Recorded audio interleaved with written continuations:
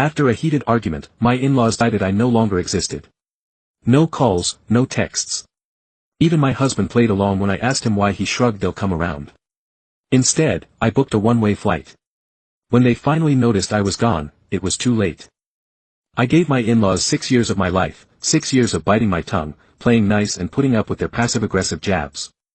6 years of remembering their birthdays, sending gifts and hosting them in my home, when they barely acknowledged my existence. And then, just like that, they decided I was no longer part of the family. No texts, no calls, not even a half-assed holiday card. The worst part, my husband went along with it. It happened on a random Friday night. Ryan, my husband, and I met his parents for dinner at Ruth's Steakhouse in downtown Nashville. It was supposed to be a nice evening, but I should have known better. His dad, Alan, had a habit of running his mouth, especially after a few drinks. Somewhere between the appetizers and the main course, he launched into his usual boomer rant about how soft men have become and how a woman's place is with her children. I looked at Ryan. He said nothing, so I laughed. "Well," I said, swirling my wineglass, "if you'd like to pay all our bills, I'd be happy to stay home." Silence. Alan set down his fork. His face turned red. Mom Patricia sighed like I had just embarrassed the entire family. "You're so damn disrespectful," Alan growled. "You don't appreciate what this family does for you." I blinked. "What exactly have you done for me?" Ryan grabbed my thigh under the table. "A warning, shut up." I yanked my leg away. "I was done playing nice. You live in our house." Alan continued, ignoring my question. "You should show some gratitude. Our house, Ryan and I bought our home together with our money." Alan hadn't contributed a dime, but in his mind, because Ryan was his son, it was his legacy and I was just there, a placeholder. I dropped my napkin on my plate and stood up. "If you don't want me here, that's fine." I walked out of the restaurant. Ryan didn't follow. At first I thought they'd cool off. Maybe Alan would call a few days later and give me some half-assed apology, like "you know how I am," or some other excuse. But instead, silence, no calls, no texts, nothing. And Ryan, he played along. I tested it.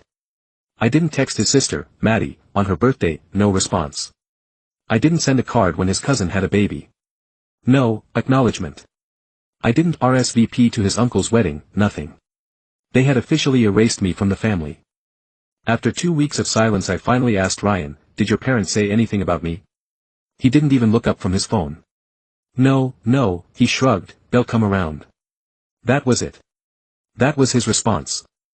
Like this was a game, like I was overreacting. At night I lay awake staring at the ceiling, feeling like a guest in my own home. My in-laws had cut me off and Ryan let them. So I made a decision. The next morning I stopped trying. I stopped texting. First, I stopped pretending to be okay.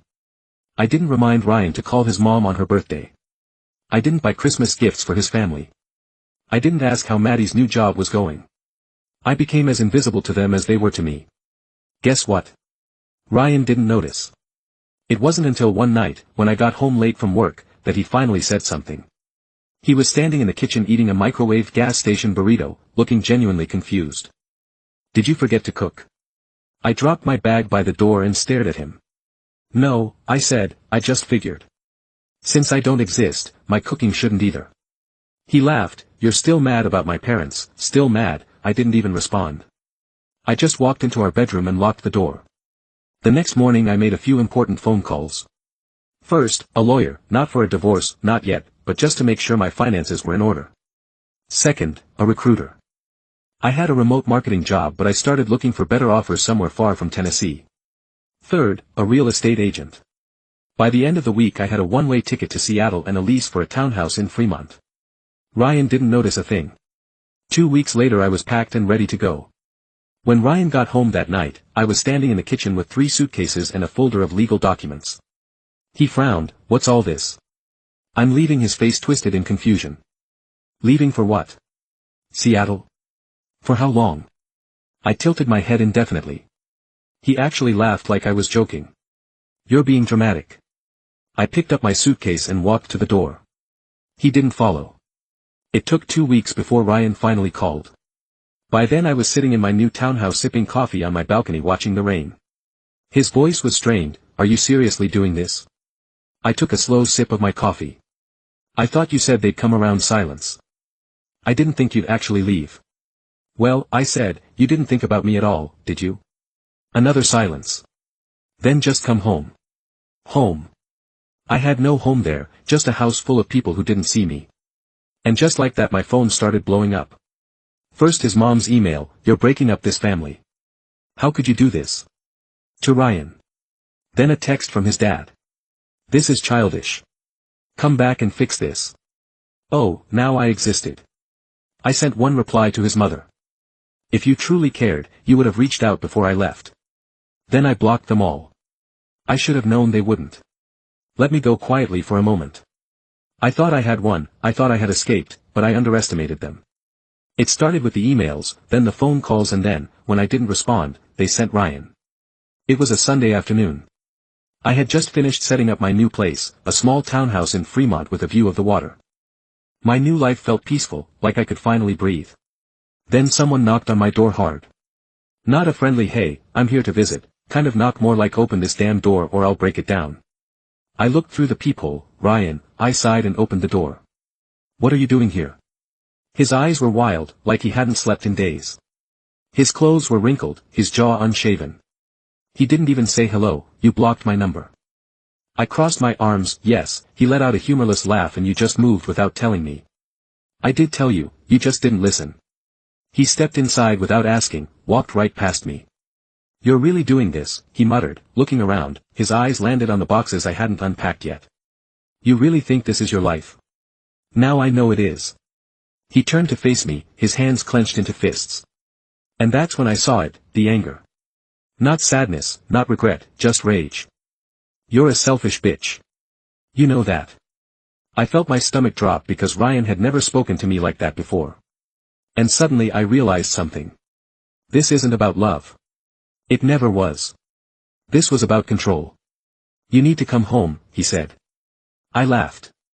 "Why would I do that?" "Because you're my wife." I raised an eyebrow. And you don't just leave your husband like this." I stared at him, waiting for him to say something, anything that wasn't about his feelings, but he just stood there, his breathing heavy, his hands clenched at his sides. I took a step closer. "Ryan," I said quietly, "you never asked me why I left. Silence. You never asked if I was happy. You never asked what you did wrong." More silence. He blinked, opened his mouth, closed it because deep down, he knew the answer: "I did everything right." He finally muttered.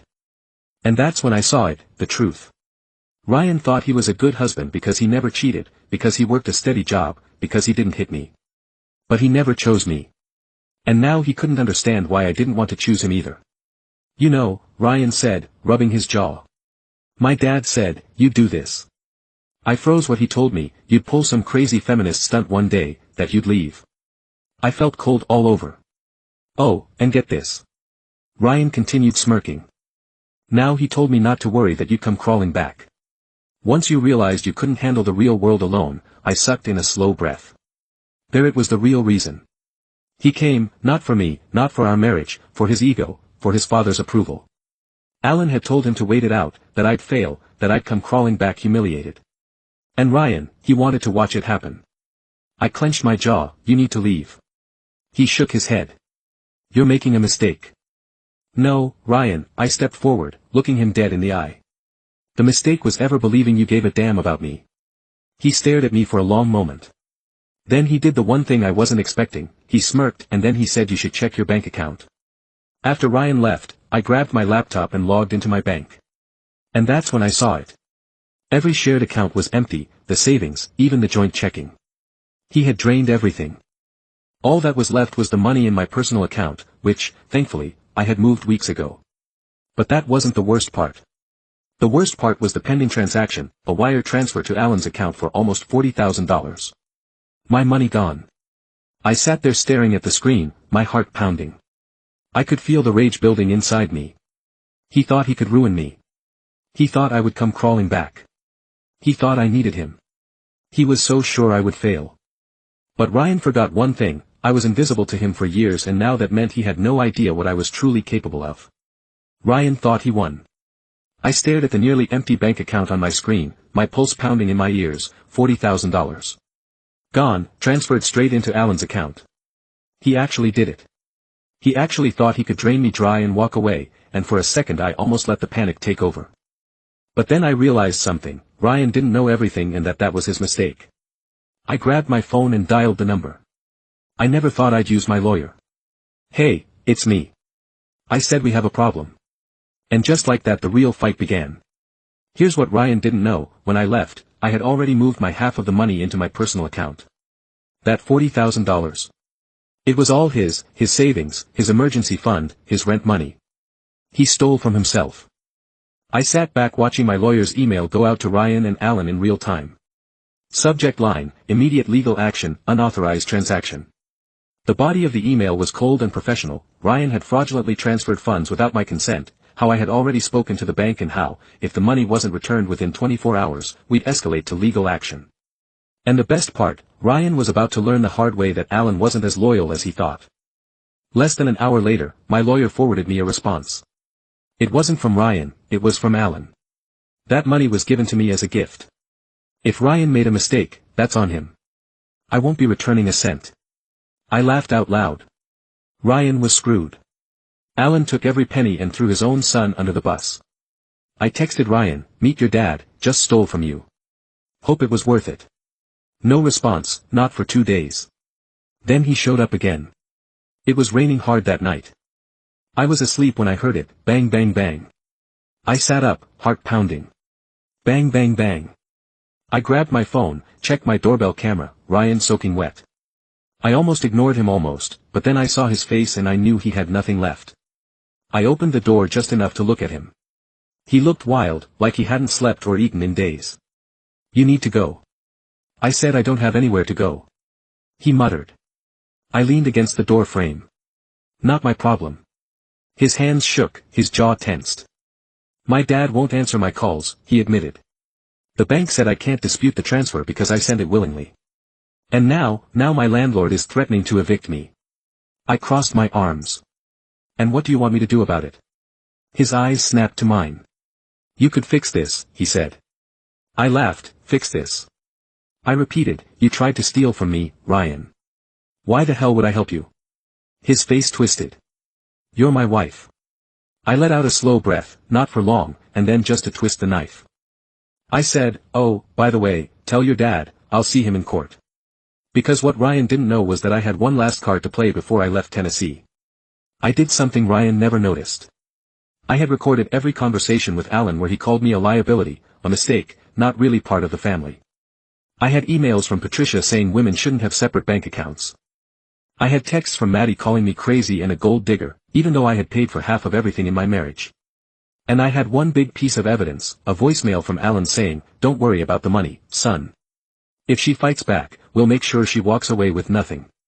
Ryan had no idea. I had proof, and when my lawyer sent that final email including the recording, Alan was suddenly very eager to settle. Ryan thought I was bluffing. Alan thought his money and his connections would protect him. They both thought I was the weak one. But now everything was about to come crashing down and I would be the one lighting the match. I was sitting on my couch sipping my coffee when my lawyer called.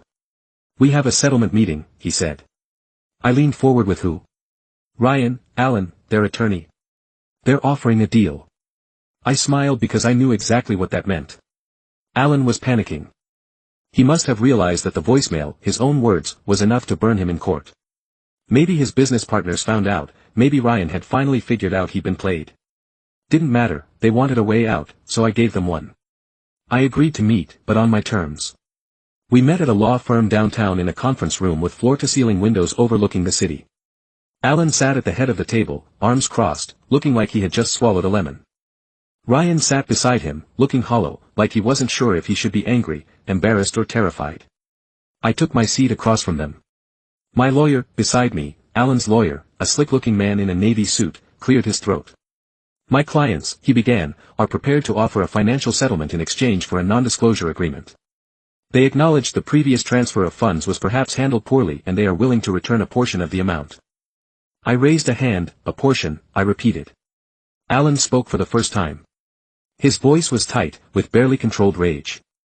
"You're not getting all of it." I tilted my head. "Oh, you're not entitled to it." He sneered. "You walked out on my son. You abandoned your marriage. Why the hell should we pay you anything? I let out a slow breath. Then I reached into my bag and pulled out a folder. Because I said, sliding it across the table. If you don't, I release these. Alan's lawyer opened the folder. Inside were printouts of emails, text messages and transcripts of every disgusting thing Alan had ever said about me. Ryan stiffened when he saw his own messages, the ones where he mocked me to his dad saying she'll never leave, she's too emotional. The ones where he let Alan call me a waste of a wife. The ones where they joked about how easy it would be to ruin me if I ever fought back. Alan's lawyer's face went pale. You recorded these, he asked, flipping through the pages. Alan slammed the folder shut. You wouldn't dare. I smiled, try me. Ryan finally spoke. You planned this, he muttered, shaking his head. This whole time you planned this. I turned to him, you really think I wanted this? You left me. I clenched my jaw. No, Ryan, you let me leave. Silence. His eyes darted to Alan, then back to me, and for the first time I saw it, doubt. He was finally realizing it, how his father had used him, how Alan had never cared about him, only about control. Ryan swallowed. You want to destroy my family? No, I said, standing up. Your family destroyed itself. I grabbed my bag. Now you can either sign the agreement and give me what I'm owed, or you can watch me drag your entire family through the mud. Alan glared at me, but he knew he had lost. They signed. I got every penny back, plus a lump sum for damages, in exchange for not releasing the evidence publicly. Ryan left the firm without saying a word to me. He didn't even look back, Alan. Well, Alan had bigger problems, because 2 days later his company fired him after someone leaked those messages anyway, not me, but someone, maybe Maddie, maybe one of Alan's friends, maybe Karma. Either way, he lost his job, his reputation and his power. Ryan, he tried calling me once, left a voicemail. I don't know what to do anymore. I never called back. I spent 6 years trying to earn my place in that family. Turns out, the best thing I ever did was walk away, because now I exist on my own terms and they don't exist to me at all.